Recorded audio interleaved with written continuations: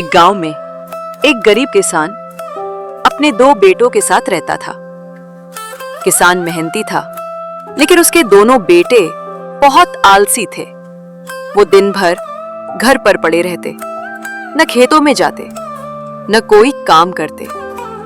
किसान उन्हें बार बार समझाता, बेटा, मेहनत से ही जीवन चलता है, लेकिन दोनों टाल मटोल करते। किसान बूढ़ा हो चला था। उसकी तबीयत भी अक्सर खराब रहती थी। वो सोचता, मेरे बाद इन बेटों का क्या होगा? उसकी चिंता दिन ब दिन बढ़ती गई। एक दिन किसान को एक तरकीब सूझी। उसने दोनों बेटों को बुलाकर कहा, बेटा, मैंने अपनी पूरी जिंदगी में खेत में एक खजाना छिपाया है। जब मैं नहीं रहूं, उस खेत को जरूर खोदना। उसमें तुम्हारी किस्मत छिपी है। दोनों बेटे हैरान भी हुए और थोड़े लालच में भी आ गए। उन्होंने सोचा, खजाना, अब तो आराम की जिंदगी मिलेगी।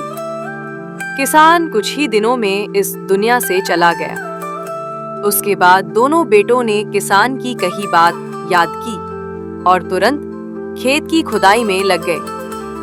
दिन रात खेत खोदा, कोना कोना छान मारा, लेकिन उन्हें कोई खजाना नहीं मिला।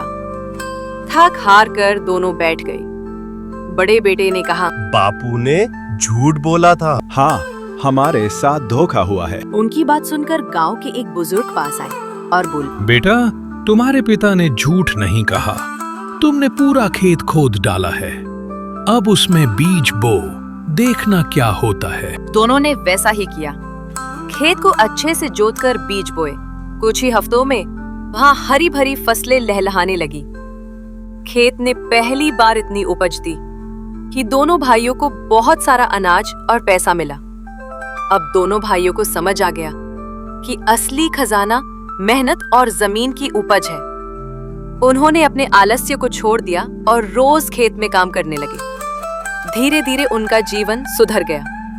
उन्होंने नया घर बनवाया, नए जानवर खरीदे और गांव में एक आदर्श किसान बन गए। सीख, मेहनत से बड़ा कोई खजाना नहीं। जो जमीन में पसीना बहाता है, वही सच में अमीर बनता है।